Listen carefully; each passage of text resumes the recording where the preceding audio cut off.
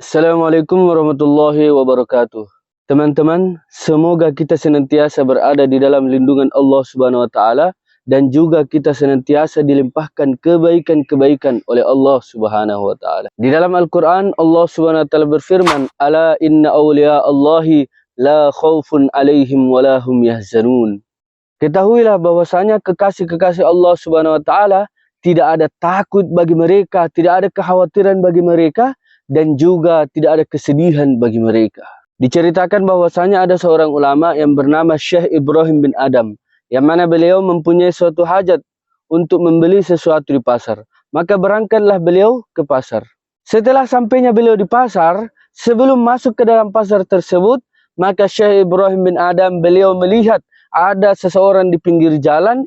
Orang tersebut adalah orang yang cacat. Yang mana orang yang cacat tersebut dia tidak mempunyai kedua tangan, tidak mempunyai dua kaki, dan juga matanya buta, yang mana dia juga terkena penyakit lepra. Terkadang ada orang yang lewat dan dia membawa makanan, langsung menyuapkan makanan yang ia bawa kepada orang yang buta tersebut. Maka ketika ada orang yang menyuapi makanan langsung ke mulutnya orang yang cacat itu, ia pun langsung mengatakan dengan keras, "Alhamdulillah atas kenikmatan yang luar biasa yang Allah Subhanahu wa taala berikan kepada aku." Melihat perkara tersebut, maka Syekh Ibrahim bin Adam beliau terheran-heran. Maka terlintaslah di dalam hati beliau bahwasanya bagaimana, kenapa orang ini bisa bersyukur kepada Allah Subhanahu wa taala? Nikmat yang besar apakah yang Allah Subhanahu wa taala berikan kepadanya? Dia adalah orang buta, tidak mempunyai dua tangan, tidak mempunyai kedua kaki, tetapi dia bisa bersyukur dengan sebesar-besarnya kepada Allah Subhanahu wa taala. Datanglah Syekh Ibrahim bin Adam kepada orang yang cacat tersebut. Maka Syekh Ibrahim bin Adam beliau mengucapkan salam, "Assalamualaikum." Maka orang cacat itu menjawab dengan jawaban yang membuat Syekh Ibrahim bin Adam menjadi terheran-heran lagi. Karena orang yang cacat itu menjawab, "Waalaikumsalam ya Ibrahim bin Adam." Syekh Ibrahim bin Adam pun mengatakan, "Min aina ta'rifuni?" Dari manakah engkau tahu saya? Saya tidak pernah ketemu dengan dirimu. Saya tidak pernah melihatmu. Baru pertama kali ini aku melihatmu. Tetapi ketika aku mengucapkan salam kepadamu, engkau menjawab salamku dan juga sekaligus mengucapkan namaku.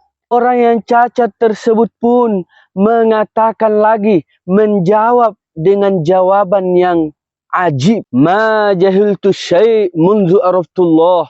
Tidak ada yang tidak saya kenal semenjak saya kenal kepada Allah Subhanahu wa taala. Masya Allah, ternyata orang yang cacat tersebut adalah waliullah, adalah kekasih Allah Subhanahu wa taala. Syekh Ibrahim pun bertanya kepada orang yang cacat itu, "Wahai saudaraku, ketika tadi saya melihat ada orang yang menyuapi makanan langsung ke mulutmu, maka engkau pun mengatakan, Alhamdulillah atas kenikmatan yang luar biasa yang Allah Subhanahu wa taala berikan kepadaku. Nikmat besar apakah yang Allah Subhanahu wa taala berikan kepadamu? Engkau adalah orang yang cacat, tidak punya tangan, tidak punya kedua kaki, dan juga mata buta, yang mana engkau pun mempunyai penyakit lepra." Orang yang cacat itu pun mengatakan, "Walaupun keadaanku seperti ini, tidak mempunyai dua tangan, tidak mempunyai dua kaki, dan juga mataku buta, tetapi Allah Subhanahu wa taala masih menitipkan dua perkara kepadaku.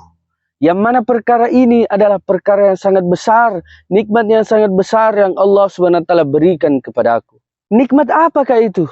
Yaitu qalban syakiran wa lisanan zakiran.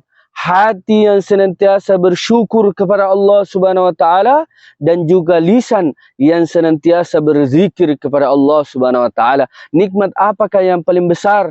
Yang paling besar daripada dua nikmat ini. Walaupun seseorang mempunyai rumah yang banyak, yang mewah-mewah, istri yang banyak, mobil yang banyak, harta yang banyak, tetapi dia tidak mempunyai hati yang senantiasa bersyukur kepada Allah dan lisan yang senantiasa berzikir kepada Allah Subhanahu wa taala, maka ia akan terasa sempit terus, dia akan merasa kurang terus, sehingga dia tidak akan merasa cukup dengan apa yang ia miliki. Maka hikmahnya apa?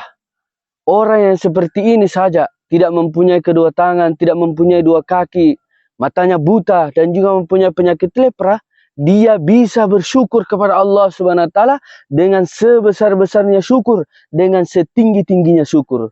Maka dengan kita mempunyai jasad yang sempurna, kita mempunyai tangan, kedua kaki, kedua mata, maka lebih-lebih lagi bagaimana kita harus lebih-lebih lagi bersyukur kepada Allah Subhanahu wa taala.